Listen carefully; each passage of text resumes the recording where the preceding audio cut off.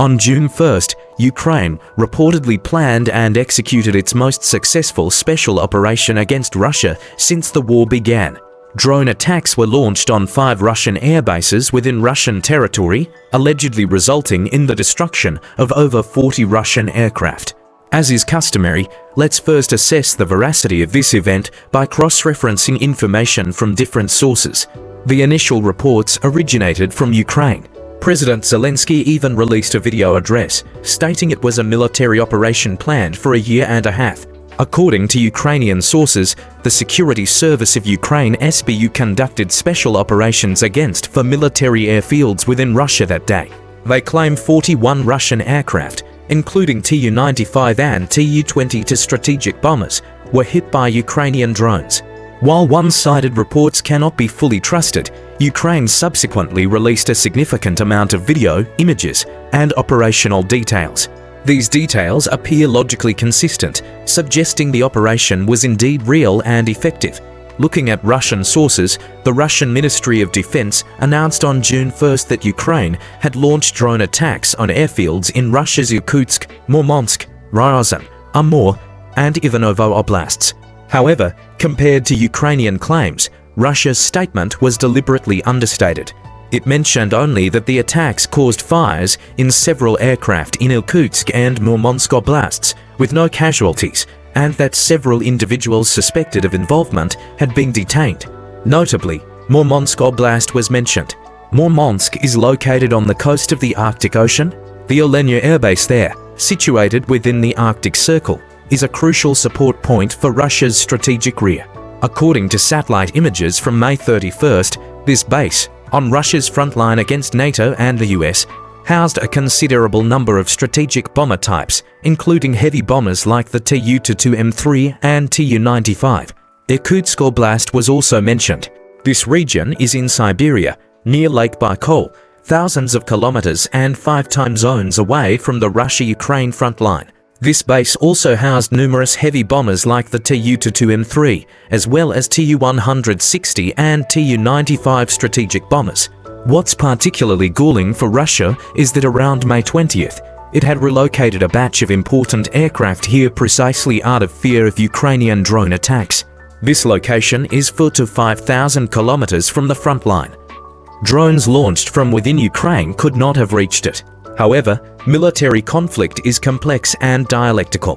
What seemed like a safe haven became the most dangerous place. The Russians apparently never imagined Ukraine would pursue them over such vast distances, tracking them down in just over 10 days and wiping out the opally parked aircraft. As mentioned, it was meticulously planned over a year and a half, personally overseen by President Zelensky, and directly commanded by SBU Chief Vasyl Malyuk. First, they reportedly smuggled small quadcopter drones into Russia in disassembled parts. Then, they rented several warehouses for 350,000 rubles a month. Subsequently, a Ukrainian technical team claims to have indigenously developed a 3-nanometer drone on site, possessing its own intellectual property rights. Next came the modification of trucks to transport the drones. These trucks served as Ukraine's drone carriers. They modified the cargo beds of trucks, creating a concealed upper compartment where the drones were stored. They then hired Russian truck drivers, directing them along pre-planned routes. Upon nearing the airbases, they remotely opened the top hatches of the trucks, reportedly using Elon Musk's Starlink system, and the small drones swarmed out. Furthermore, these drones were AI-trained to effectively identify and lock onto targets. According to Ukraine, they used Tu-95 and Tu-22M3 aircraft artifacts from their own museums, the modeling essentially repeatedly teaching the drones, when you see this type of aircraft, destroy it. So, these drones, as if highly energized, surged out as soon as the truck hatches opened. On one hand, Russia's capability to defend against small drones is almost nil. On the other, there was indeed a significant lapse in vigilance, leading them to helplessly watch their aircraft being destroyed.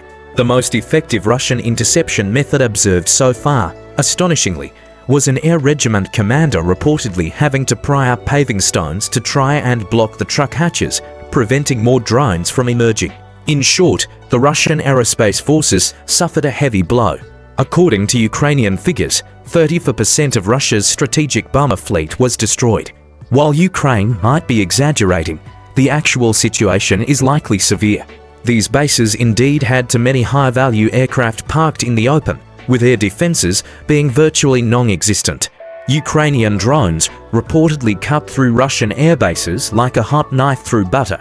From videos released by Ukraine, at least 9 Tu-95MS and Tu-22 strategic bombers and 1 An-12 transport plane suffered damage likely beyond repair.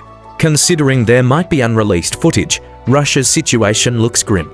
Worse still, the Tu-95MS, Tu-22M3, and Tu-160 are all Soviet-era legacies, products of a state-driven system involving Soviet republics, primarily Russia and Ukraine. For Russia, the Tu-95MS and Tu-22M3 are long out of production. Each one destroyed is a permanent loss. While the Tu-160 is not technically discontinued, its production rate is extremely slow. Russia's A-500 aircraft are also Soviet relics. Before the conflict, there were reportedly 13 in active service. If, as claimed, 4 were shot down previously and 3 more were destroyed in this attack, only 6 would remain. Humiliation and systemic failures for Russia. Beyond the severe military losses, what's perhaps harder for Russia to accept is the blow to its morale: a profound humiliation. The original text draws a parallel to a perceived humiliation for India in Kashmir and highlights the irony of newly relocated aircraft being destroyed for safety. An original Russian tactic, the operational concept was allegedly of Russian origin. Russia had supposedly envisioned a tactic of using trucks to transport drones deep into US territory to attack military bases, targeting B-2 stealth bombers and F-22 fighters. They even reportedly produced an animation simulating it. Unexpectedly, this very plan was used against them by Ukraine, and effectively so. Intelligence failure. The abysmal state of Russia's intelligence apparatus is stunning. The KGB was once among the world's top intelligence agencies. President Putin himself is a KGB veteran. Yet now, Russian intelligence has been thoroughly infiltrated by Ukraine. Over a year and a half, Russia apparently detected nothing. The original text suggests this could be seen as an internal KGB fight, given the shared Soviet intelligence roots. Symbolic timing. The attack on June 1st coincides with Yevgeny Prigozhin's birthday. Prigozhin's Wagner Group was once Russia's most formidable fighting force, but was dismantled after its mutiny in 2023, culminating in Prigozhin's death in a suspicious plane crash. Ukraine launching this attack on this date was likely intended to stir uncomfortable memories for Russia and potentially direct public anger towards Putin. This occurred even as Russia and Ukraine were reportedly set for talks in Turkey on June 2nd, suggesting Ukraine aimed to maximize the humiliation. Shockingly weak defenses. Russia's internal defenses appear alarmingly weak. After nearly the original text says 3.5 years, which is an overstatement from a June 2025 perspective but reflects the source's wording of conflict, internal security awareness seems almost nil. Airbases reportedly lack sufficient surrounding defenses. Basic checks on large trucks at key intersections might have prevented this. Regarding drone defense, Russia has been largely ineffective despite repeated Ukrainian drone attacks on its territory. The original text notes that China reportedly brought its own full air defense and electronic warfare systems for a previous May 9th Victory Day parade, implying a lack of confidence in Russia's capabilities. This serves as a wake-up call for Putin. Geography. Russia's vast and porous geography makes border control and preventing infiltration incredibly difficult. Demographics.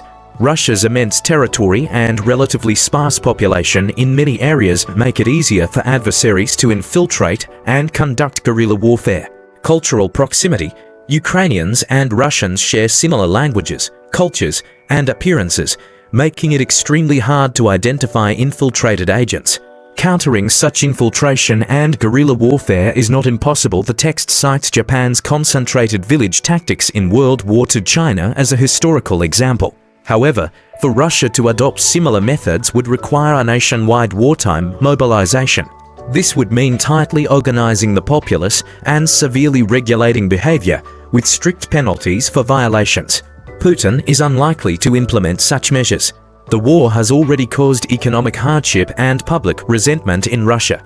Imposing wartime mobilization would further degrade living standards, forcing citizens to bear greater costs and potentially inciting destabilizing public backlash, possibly mirroring the fate of the Tsarist regime during WWI.